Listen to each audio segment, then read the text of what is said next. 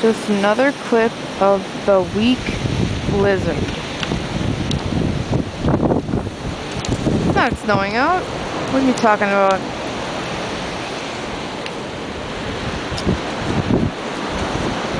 Rick and I shoveled, but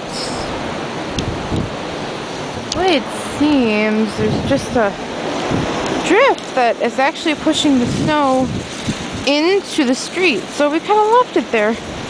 But this thing's probably 3 feet tall and it's in the driveway. That's okay though. Their cars are pretty plowed in, so pretty crazy storm.